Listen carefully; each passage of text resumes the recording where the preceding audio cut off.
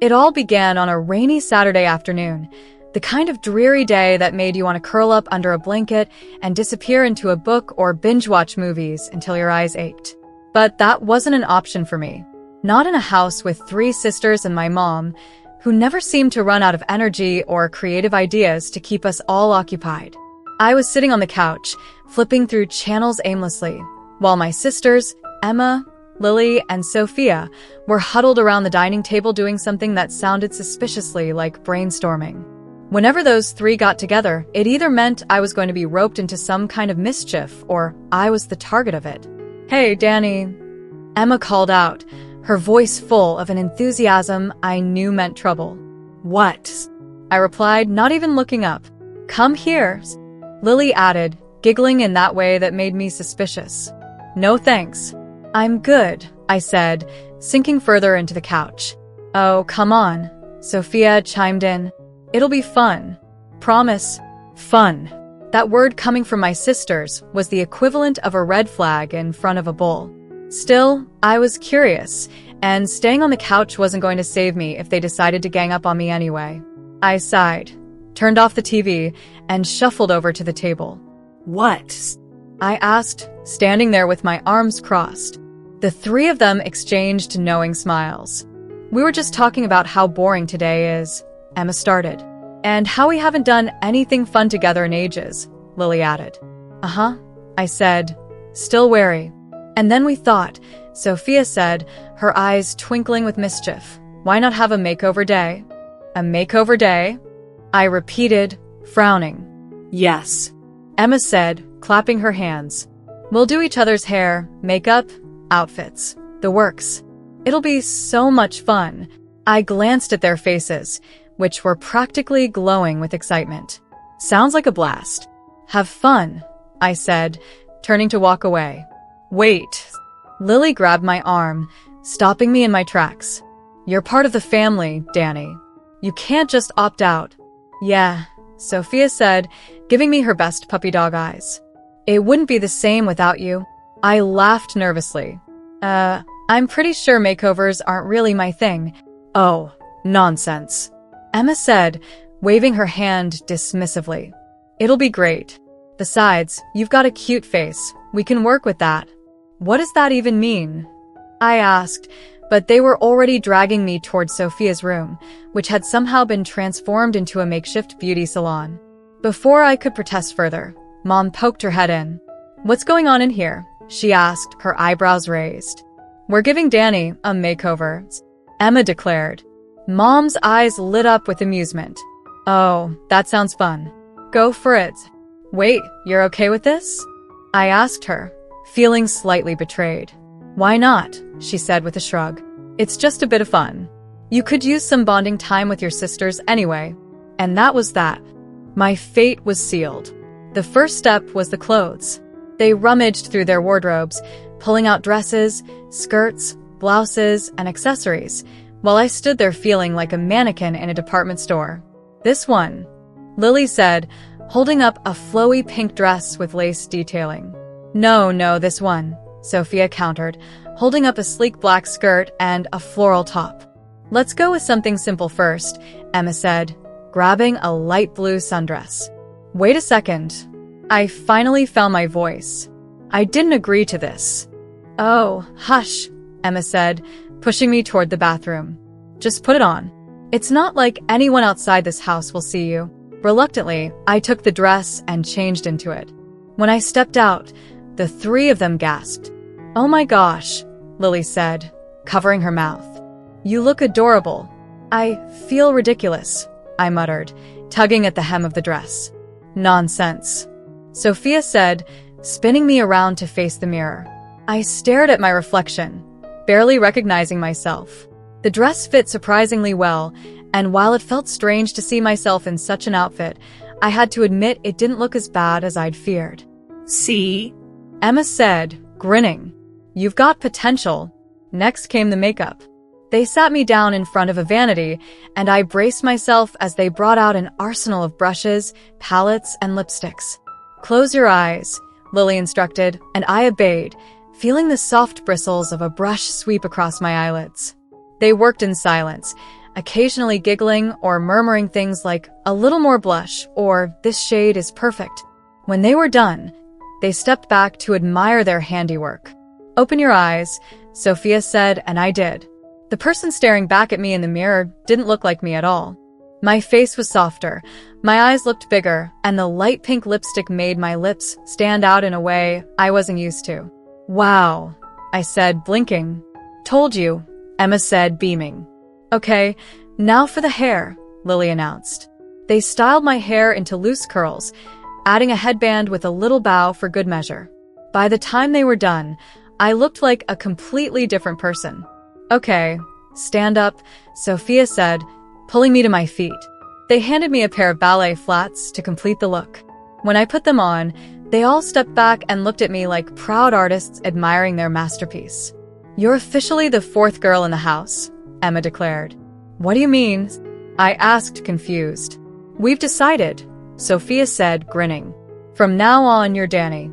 Within Danny, I repeated, raising an eyebrow. "Yep," Lily said, nodding. "You're one of us now."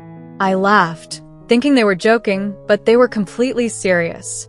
Over the next few days, they took their mission of turning me into Danny very seriously. They taught me how to walk in heels, how to do my own makeup, and even how to style my hair. Mom got in on it too, offering tips and encouragement. At first, I felt awkward and self-conscious, but as time went on, I found myself enjoying it more than I expected. It was fun to experiment with different looks and to see the world from a different perspective. One evening, as we all sat in the living room watching a movie, Emma turned to me and said, "You know, you're really good at this. Like, scarily good." "Thanks, I guess," I said, laughing. "No, seriously," Lily said. "You could totally pass as a girl. Is that a compliment?" I asked, raising an eyebrow. "Of course it is," Sophia said, grinning. "You're one of us now, remember?"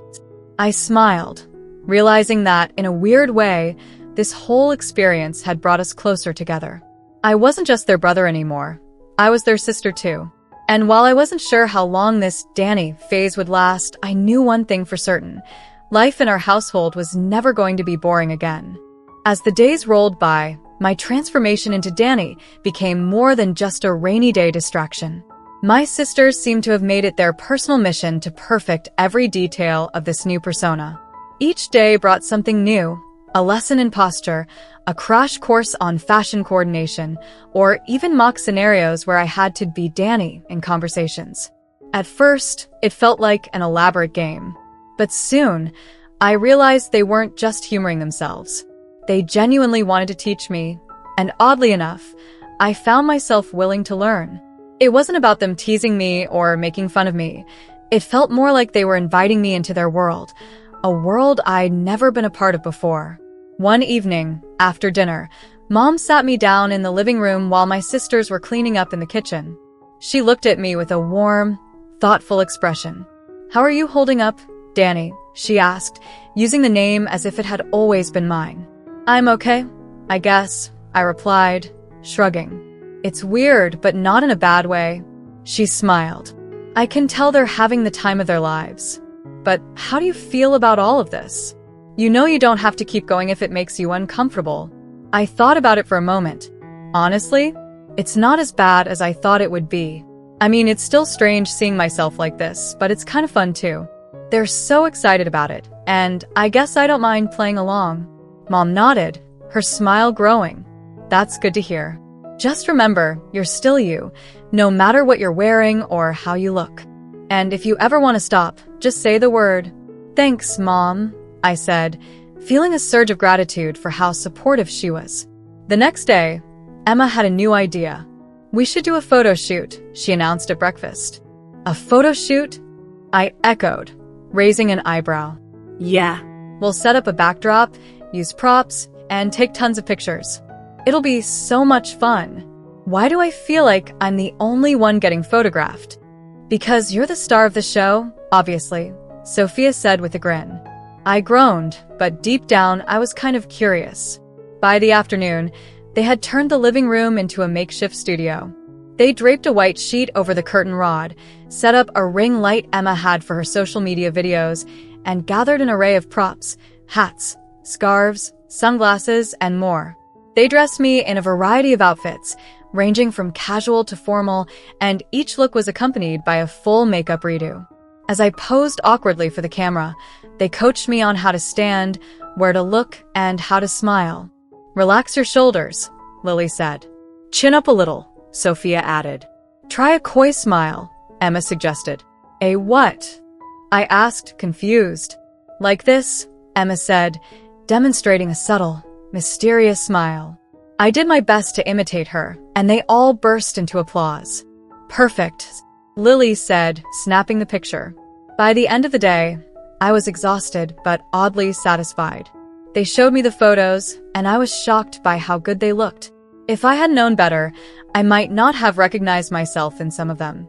As the weeks went on, Danny became more than just a temporary persona.